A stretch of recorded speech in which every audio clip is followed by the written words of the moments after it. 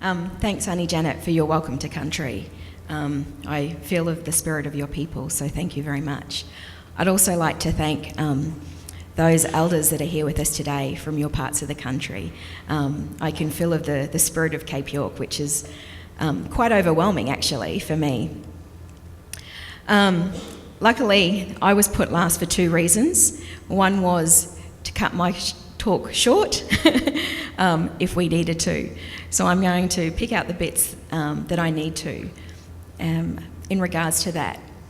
When I was asked to speak on behalf of the partnership about empowerment, I started to think of my great-grandfather, my granddad, my aka, and I started to think of the things that they would tell me.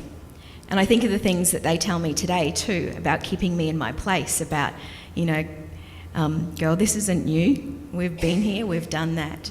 And so for me, this morning I wanted to share with you my reflection over the last few weeks as I've been looking back to the old people of Cape York's stories and images and photos and audio from the summits, which have really touched my heart and my spirit.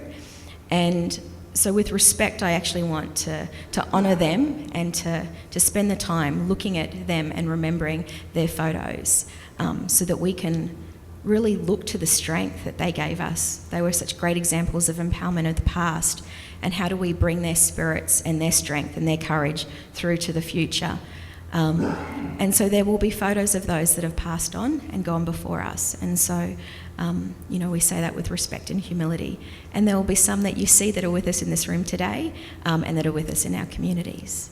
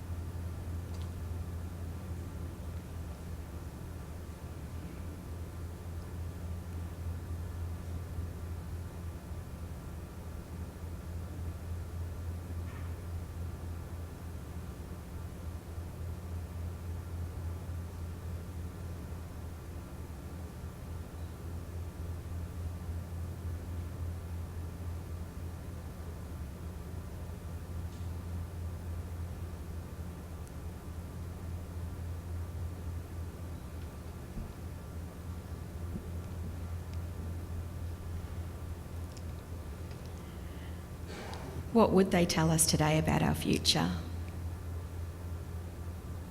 I think they'd say to us, get on with it.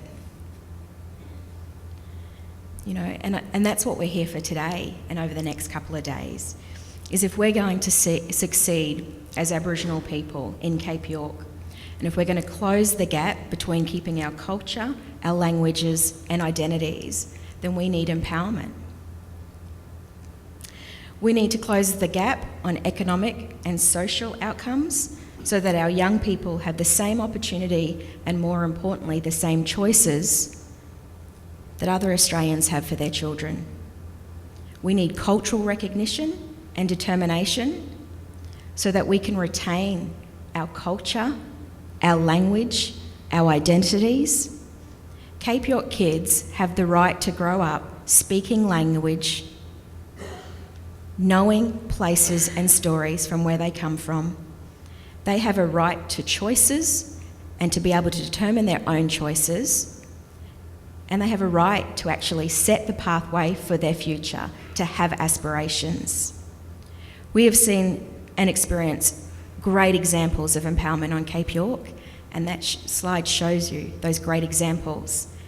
Richie, Thomas, Wyburn, Cleveland, they've all spoken about that today, about great triumphs that we've had in empowerment. We're having great examples of that today. Over the last three months in particular, I've been able to come to your countries and talk with you as we've been sharing and talking about what the intent of empowered communities is about, and to be able to see there are some fantastic things happening in our communities in Cape York. Empowerment means two things to me. And firstly, the first one, and the strongest to me because it really comes up from what my parents taught me, and that it's about Indigenous people empowering ourselves, Indigenous and people empowering our families, which then have great prospering communities empowering each other. We cannot rely on government or anyone else to empower us. We can't rely on them to do anything for us.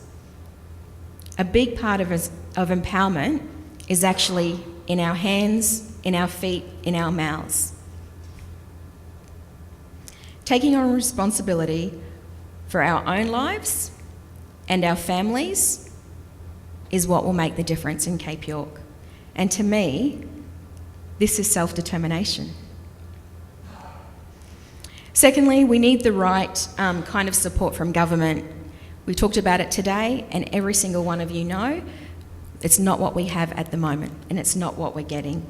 But there is mutual responsibility there, and that is government have a part to play, as they do in all Australians' life, but we're just saying that we actually want to take responsibility back for what they've taken and majority actually come into control to make decisions that absolutely have a devastating impact on our people.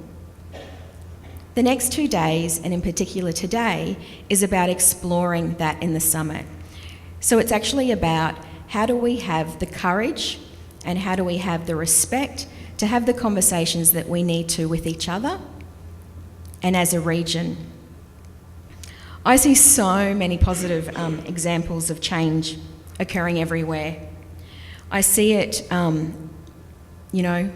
we have such great Indigenous success in the arts, in sports, in land management.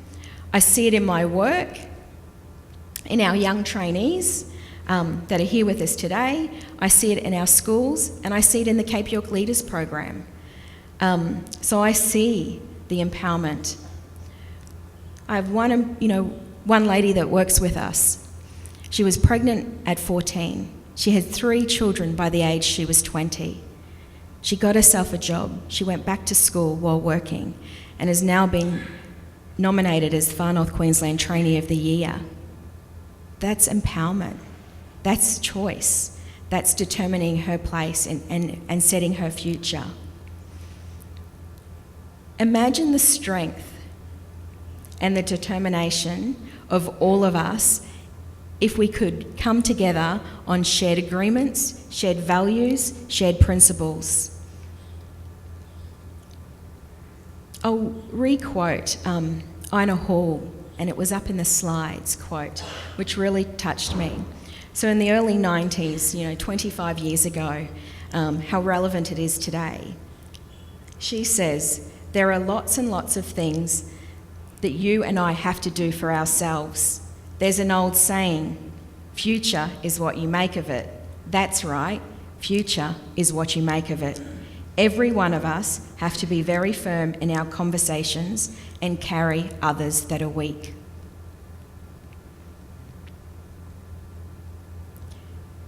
Can we be encouraged by the attendance today? Can we be encouraged by the reasons we're all here? And I think what that is that we know that the business as usual and what's happening and the way that things are working is not what we want. It's not aspirational. It's what others have determined for us. The conversations over these 2 days is about bringing everyone together to talk about our rights to land, our rights to development, our rights to empowerment, and our rights to be recognised in this country. I'm really looking forward to the conversations of bringing our older, wiser people and our younger, aspirational and hopeful. And at times, I know that our old people think that we're naive and that we haven't learned. And as a younger generation in my family of Indigenous leadership, the thing I'm most excited about over the next 2 days is that I get to actually learn from you, and I actually get to share from you. And what I've learnt over the last 5 years working with the Cape York Partnership is that it takes all courage of individuals to stand up and to say they want to be a leader, and that it's not defined to me by my grandfather or my grandmother's spirit and bones. I'm blessed by those things, but I define myself and I empower myself to have the courage to actually stand up and want to do something for my people in Cape York. But I can't do that myself, and I can't do that without organisations, and I can't do that without people. And that's what today is about. It's about how do we have these conversations? How do we share with each other? How do we learn from each other? Which does not mean we think the same.